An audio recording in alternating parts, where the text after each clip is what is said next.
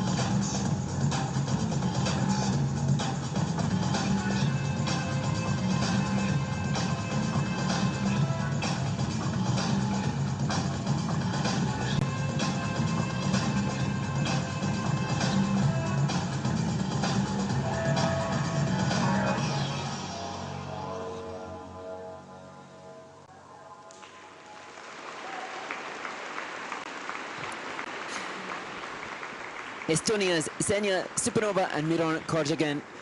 And I had wondered, Ted, whether or not the huge advancement in their rhythm dance score was perhaps an indication of a bad skate at the World Junior Championships. But last year in the Junior Grand Prix, their rhythm dance was, their free dance was a 43-point score, and this will be way in advance of that. So Ksenia, Miron, and coaches Leah and Tavi Rand have obviously worked incredibly hard over the off-season. They all have to if they want to make progress. And I love that they really embrace this Matrix theme. The straight line left, and they're the 1 foot exit, a feature for Miron. And that jump entry into the twizzles, catch and the hand above the head. 3 of the features, and the first and second twizzle must take from different edges, but you can see here what the technical panel will reference as checked turns. So when there's a little break in the rotation, that will lower the level. Here, a choreographic hydroglide move. There are 7 different types of choreographic elements to choose from. Not as often that we see a choreographic hydroglide move, and that was done brilliantly. And here, great example of different choices of hold. As we'll talk about in the basics of figure skating, the comparison between the dancers and the pairs, so much of the intricacy in hold is often what will separate the aesthetic of the dancers to the pair skaters. And I actually thought this team, both there and in the choreo character step sequence, had some great examples of that.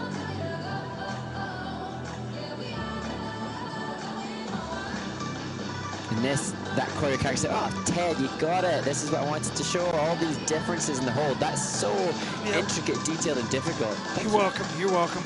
Yeah. I read your mind. Even like thousands of miles away. Yeah.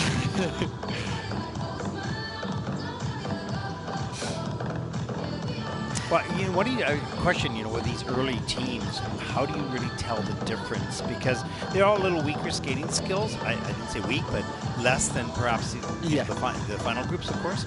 And so, what makes the difference between one team and the other for the judges? And so much of it, as we saw with Kaoruko Wada in the women's free skate yesterday, I mentioned the skating skills, just the way in which the skater fundamentally strokes, and when they push with one foot, the judges will be so attuned to the way in which they do that to differentiate them all.